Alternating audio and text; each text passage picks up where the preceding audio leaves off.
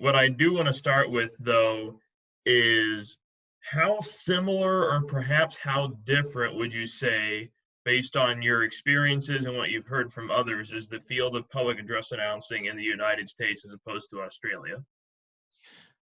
I get the impression from what I've been able to observe about the public address announcing in America is that there's a lot of hype, which I think is really exciting. And also one of the things that's most appealing for a lot of Australian spectators of American sport is that the amount of hype and build up and kind of like level of importance. I think a lot of people are trying to introduce that into Australia, but I don't think it's quite as evident in Australia as it is in the US. And I think we're perhaps a little bit envious of that. I think public address announcers in the US are probably regarded more highly than they are in Australia, just because I think in Australia they're perceived as kind of part of the machinery that pulls off the night, and they're a vital ingredient. But I just get the impression that some of the profiles of some of the people that you talk to and that we talk about when we come together as a large group for the isolation quarantine group chat, there's a lot of importance placed on the role there. How did you get interested in this business of PA announcing? Was there an influence that you had that got you into it? And kind of rolling off of that, what was your first announcing gig? So my interests stemmed from basically my observation of a lot of what was going on here in Australia with the Geelong Supercats and also some of the other NBL type experiences. So NBL is essentially the National Basketball League. It's the equivalent to, our equivalent to the NBA. And of course, we know that we've had some fantastic people like LaMelo Ball come and play in our competition last year, and now is actually talking about purchasing one of the teams. So you can see that basketball in Australia is relatively small fry compared to the States. But of course, we've given you Andrew Bogut and, Luke Longley back there with the Chicago Bulls. He was a teammate of MJ. And more recently, we've got some fantastic players that when we pull our team together, that represents Australia in the NBA and they play as an Australian team, it's a pretty impressive outfit.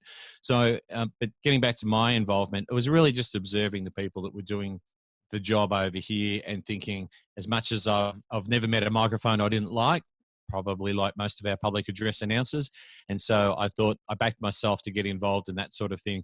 I was previously in my first role, I was a school teacher for 20 years. And I know there's a number of school teachers out there that love this sort of opportunity.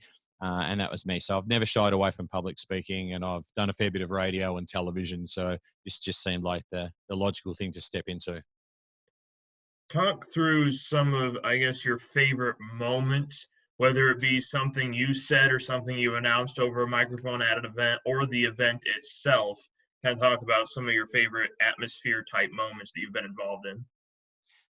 I had for a period of time the role as the Women's National Basketball League announcer for the Bendigo Spirit. So that's obviously our women's equivalent to the WNBA. And so to have that role where there were some really significant crowds there in attendance and to hold court there and to create that atmosphere and to try to provide that sort of build-up was fantastic.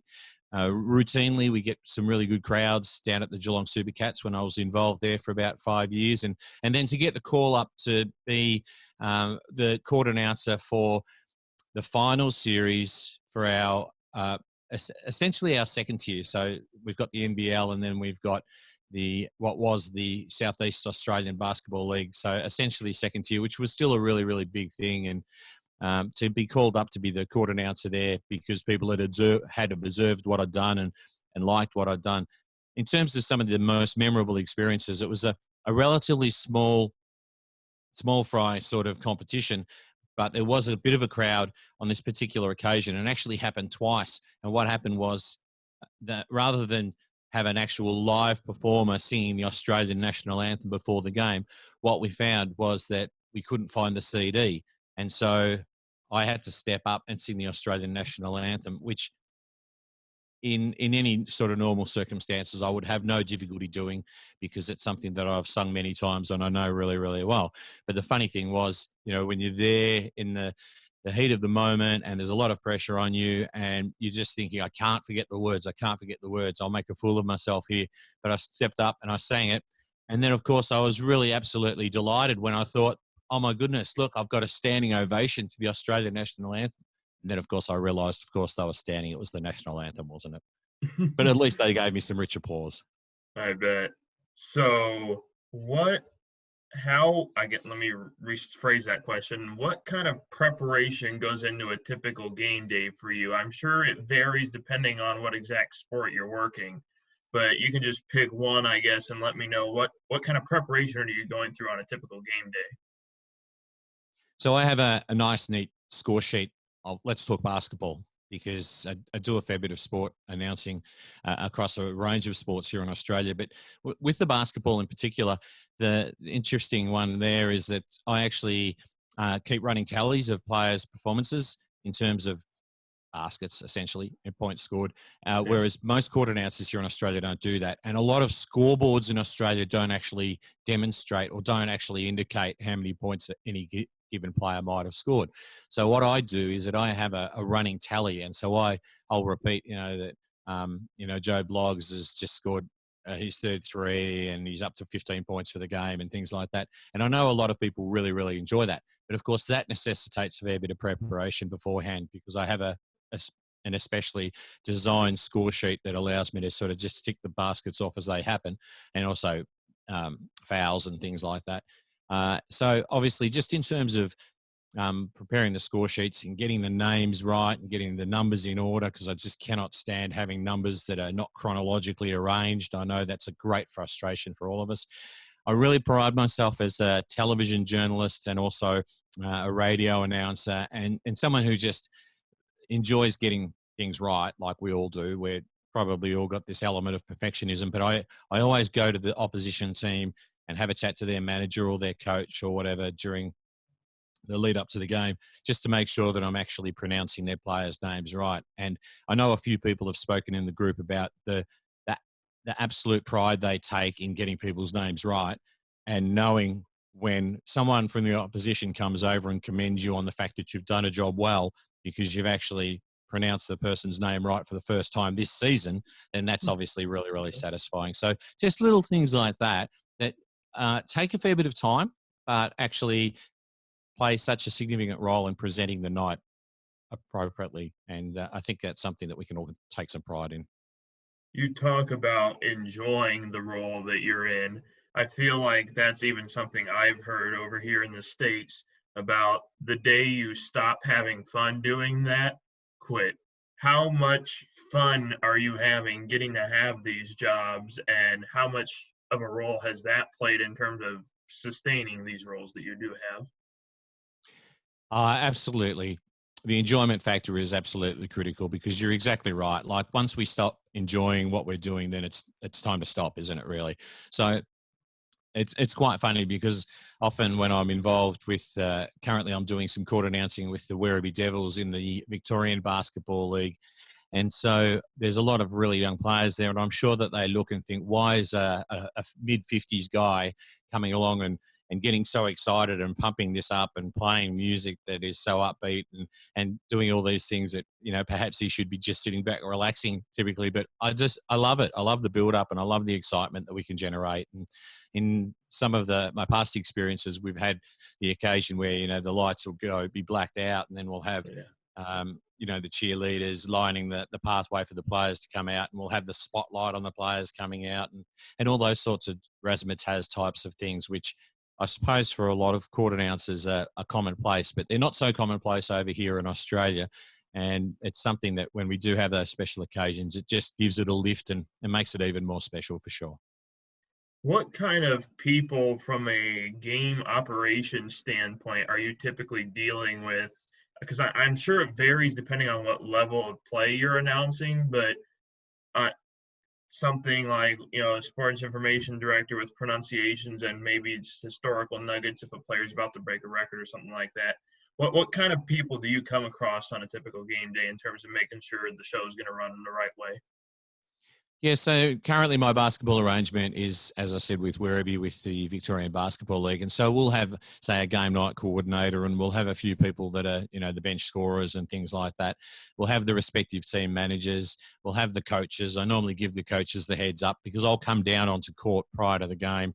And after I've actually introduced the players, when we've got that extra 5 minutes of warm up before the game starts, I'll go and actually interview the respective coaches and have a bit of a chat to them about their performance from last night or last week, or what sort of run they've had in recent times, and what they need to do to either maintain a winning run or to snap a losing run. So there's multiple people across the course of the evening, and the person that's particularly responsible for the night, obviously they're a key factor. They're a key person to be talking to, and making sure that everything's in place, and that I'm ensuring that I'm staying within the boundaries of what my role allows. And sometimes that extends to actually going up and having a chat to the refs before the game and making sure that I'm getting their names right too, so Sure. that I'm paying due respect to them. I'm always very, very respectful of the referees. Having been a former football umpire myself in Australian football, I really appreciate and value the fact that the referees are let to do their job and not given a hard time. And I don't portray a difficult time for them, whether it be through music or the words that I say or anything like that. So they're a really important part of our game. We don't have a game without them. So I try to pay them due respect. Starting to stray away from announcing and talking about other various topics and then just general, you talk about your love for what you do. You also mentioned before we officially got the interview underway the Arizona Cardinals apparel you Mm. have on. So, kind of using that as kind of a subject, you announce obviously for a particular group of teams or leagues, but what kind of teams are you rooting for? And obviously, with the Cardinals here, have you found yourself rooting, for example, them for American sports? Absolutely. So basically, that's a really good question, and I was hopeful that we could get the opportunity to talk about this. So I live in Geelong, which is the second largest city in Victoria, right down the bottom of Australia, and I barrack for our team, the Geelong Cats, in AFL Okay. football. And I'm involved there, and I've worked with them doing some Master of Ceremonies types of work, and different things. And one of their star players, I'm actually working with him on writing his autobiography. So that comes Oh, out nice. in the lead up to the Australian Father's Day, which is in early September. So I've effectively handed the manuscript over for Gary Ablett Jr. Look him up on the internet and you will find out what a superstar of the competition he is. He's a two-time Brownlow medalist, which is like the best player in the competition, 8-time All-Australian. So some great reading there.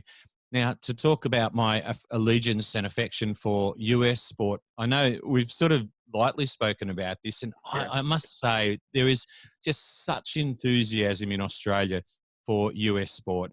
I don't think Americans, I think most interest in Australian sport is probably from expat Aussies living in America. But can I tell you that the affection for US sport right across for normal Aussies like me is absolutely enormous. And I, I want to just tell you about the 2016 NBA playoffs, and it was the Cleveland Cavs versus the Golden State Warriors, and I went to Game 7. And I can tell you that I was actually in Melbourne that particular day, and it was pretty much wherever you went, all of the hotels, all of the pubs, all of the cafes that had a TV and TV on, everyone had that game on, and people just flooded out of their workplaces and moved into all of these places to watch, because that was the concluding stages of Game 7. And there's great coverage of US sport on Australian TV. It's generally through pay TV. It's not always, because there's a fair bit of NFL on free-to-air TV, but there is great enthusiasm for US sport and US sport of all kinds. But I think the NBA is particularly popular. I think the Major League Baseball is hugely popular too, particularly when it hits the pointy end. And of course, NFL. We call it gridiron over here, but NFL, I mean, we love it there. Now, my enthusiasm for the NFL has always existed. And every little boy my age now probably grew up barracking for the Dallas Cowboys. And I've actually got a Cowboys shirt, or, Guernsey. I've got a Cowboys hoodie that I've only just been wearing recently because we've hit a really cold patch of weather. Yeah. But deep down, my real genuine allegiance is for the Arizona Cardinals.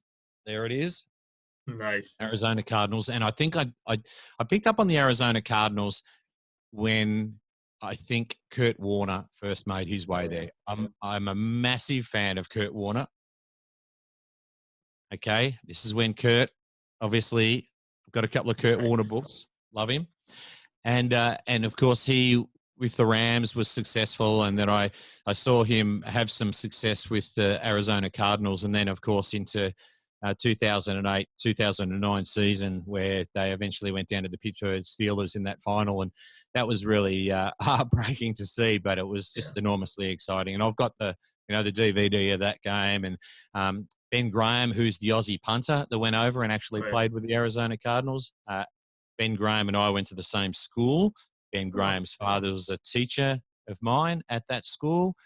Ben Graham's a little bit younger than me, but I've since caught up with Ben Graham because he's got a coaching role with one of our AFL clubs, Australian Football League clubs over here. And Ben and I were having a chat one day, and I explained to him about the fact that I barracked for the Cardinals and that I went to Leopold Primary School, the same as him, and I went to Newcombe High School, the same as him. And he just said he's never ever met anybody that had so many things similar. And then we had the opportunity to talk about his Arizona Cardinals experience. And of course, he was with the Jets, and he was also traded around elsewhere. So, when Aussies make it big over there in the NFL, it becomes a really, really big deal. So, yeah, for me, in short, I really barrack for the Arizona Cardinals, although I do like the Dallas Cowboys. I'm happy to watch any sides. I went up and watched the college game that was played in Sydney 2 years ago, oh yeah. the season opener. And in terms of the NBA, I don't mind particularly. Of course, we all got on the Cleveland Cavaliers bandwagon a couple of years ago when LeBron was basically carrying them on his shoulders through the final series. Yeah. Major League Baseball, let me say, traditionally the most popular sides have been, the Red Sox and, of course, the Yankees and all those sides that probably have widespread support right across the states. You talked about your role as a teacher in the past. What was that experience like for you? And have there almost been some kind of life lessons through having that job that you've kind of kept with you to this point? So I was a PE teacher, not surprisingly, because of my passion for sport. And being a PE teacher meant that I was really broadly skilled in terms of a knowledge of a lot of sports, which is why I gained a knowledge of American sports and why I suppose I found them so attractive because of just going to shift the blind across a little bit there. The US sports were obviously something that we tried to introduce to help the students understand. So we played a lot of flag football in terms of teaching the kids how to play essentially scaled down, watered down NFL. So that was really exciting. The kids loved it. The kids loved. We would set them a task of devising their own running patterns and things like that, which we thought was pretty fascinating. So they were creating their own plays in flag football, replicating NFL, and they loved the hype of the highlights of NFL that we played them and showed them. So teaching was really useful to me in terms of giving me a really strong foundation in terms of sport, knowledge of sport and skills in sport. And then I think teachers are really broadly skilled and it equips them for doing lots of different things in life. And so I left teaching and became a television presenter. And then I've also worked in radio and I write for print. And of course, I'm soon to be a published author. So those sort of things, yeah, teaching was absolutely brilliant in terms of teaching me a lot of those sort of skills for sure. Well, Wes, I know I wish this 20 minutes or so didn't go by so fast, but I want to give you the final word before we go. A little bit of a plug. Tell us a little bit more about that book you got. I want to tell you a little bit about the book. It's going to be, it's probably going to be called Gary Ablett Jr., The Little Master, which is his nickname over there. It's a book that, as I said, is coming out in the lead up to Father's Day here in Australia. And I know that if there's any expat Aussies over there that know AFL, they will know the name Gary Ablett Jr. because he's known famously because his father is Gary Ablett Sr. and his father was an absolute superstar of our competition. I would encourage all of our viewers that actually get the opportunity to listen to our little interview here, Alex, to actually go online onto YouTube and look at Gary Ablett Sr. and Gary Ablett Jr. and look at their highlights, because Gary Ablett Sr. was an absolute freak of the game. Gary Ablett Jr. is a superstar of the game, plays the game a little bit differently, but that's something that I hope that people can take a bit of an interest in, and in time they might actually get hold of the book, because books are something that I love. And just before I do go, can I just Yeah, tell you a couple of things? One is another book that I love that I wanted to talk about. There's Tony Dungy's book, which of course I'm sure many people would be familiar with. He yeah. was someone that I took great inspiration from. And what about this one? This is how a lot of people learn about US sport. A Friday Night Lights companion. Friday Night Lights was hugely popular over here, the series, and that is how so many people think they gained an understanding of what life is like in the US by what we see on TV. Sometimes it's right, sometimes it's wrong, no doubt, Alex. But it's obviously very enjoyable to learn more about one another's cultures, and I've loved being the novel Aussie guy in the public address announcers group, and I look forward to further relationships with you guys moving forward. Well, Wes, a very great time to get to talk to you. I know as soon as I realized how much of a passion you have for this industry and how great of a guy you are to talk to, I knew that this would be something I'd want to do at some point during this quarantine here at where I'm at. So I really appreciate you taking the time to talk to me. Good on you, mate. Thank you so much.